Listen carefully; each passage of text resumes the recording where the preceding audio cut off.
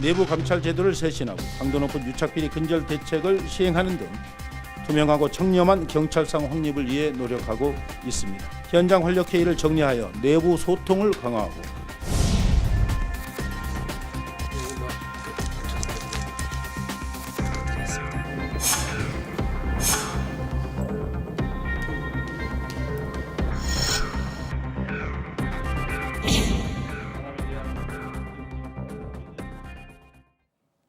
네, 이렇게 화면에서 보셨듯이 경찰 유착 비리 관련해서 기상천외한 일들이 벌어지고 있습니다.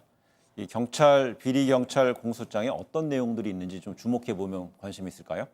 네, 단속 정보를 알렸고 그리고 어떻게 하면 되는지 방법을 알려줬고 마지막으로 대가를 받았습니다. 네. 정말 모든 게 다 들어있다라고 보아도 정말 말할 수 있을 것 같은데요. 일단 단속 정보 같은 경우에는 구체적으로 언제 단속이 나간다. 그리고 담당자가 언제 휴가를 갔으니 언제까지는 괜찮다. 네. 이런 식으로 굉장히 구체적인 내용을 알려줬고요. 대처 방법 같은 경우에는 뭐 게임기에 얼마 정도만 남겨놓고 뭐 나머지는 빼라. 이런 식으로 또 굉장히 구체적이었다고 네. 합니다. 그리고 대가를 받은 부분은 화면에서 보신 것처럼 월세를 받은 경우도 있었고 양주를 받거나 아니면 승진을 빌미로 동료를 설득하는 그런 상황까지 있었다라고 하거든요. 굉장히 다양한 방법의 비리가 저질러졌다라고 보입니다.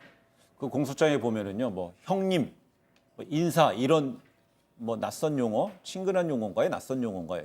보입니다. 네, 그렇죠. 결국은 이제 그 불법성을 상당히 서로 간에 희석시키는 상징작용이 아닌가 생각이 된 거고요. 마치 그 악어와 그 악어새 같은 그 관계인데 마치 그 형님 또는 인사, 치레 이렇게 얘기를 하는 거죠. 예. 근데 그 국제적으로 봐서 우리의 이를테면 떡값이라고 하는 이런 것을 이제 외국인들이 잘 이해하지 못하는 경우가 많이 있는데요. 이것이 그 부정부패의 털을 이렇게 비옥하게 만드는 이유가 아닌가 생각이 됩니다. 네. 즉 서로 간에 정에 이렇게 기반해서 무엇인가를 도와주는 것이지 이것이 직권을 남용한다든가 또는 그 부패를 조장시키는 것은 아니다라고 하는 상호 간의 그 암묵적인 그야말로 그 도와주는 용어가 아닌가 생각이 됩니다. 이만큼 왜곡된 소위 말해서 침묵의 코드, 침묵의 커튼이 바로 이와 같은 언어적 표현으로서 투영이 됐다고 생각이 되는 것으로 저는 지적합니다. 예. 단순히 돈을 받거나 또 단속 정보를 흘려주는 것뿐만 아니라 그 수사에 개입하는 어떤 정황까지도 보여지는 거죠. 네, 불법성이 더욱 가중된다라고 볼 수밖에 없겠는데요.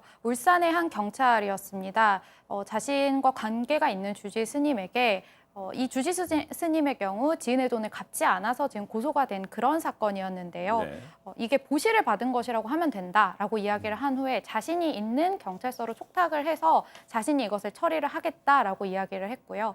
그리고 이게 되지 않자 담당하는 경찰관에게 이야기를 한 정황까지 드러나고 있습니다. 네. 또 뇌물까지 받았다라고 하는데요. 이것이 밝혀지게 된 정황이 더욱 좀 웃기다고 할 수 있겠는데요. 이 주지 스님이 결국에 자신이 원하는 대로 처리가 되지 않자 이 경찰을 알린 것입니다. 정말 이렇게 비리에 대한 상황이 너무나 심각하다라고 볼 수밖에 없습니다.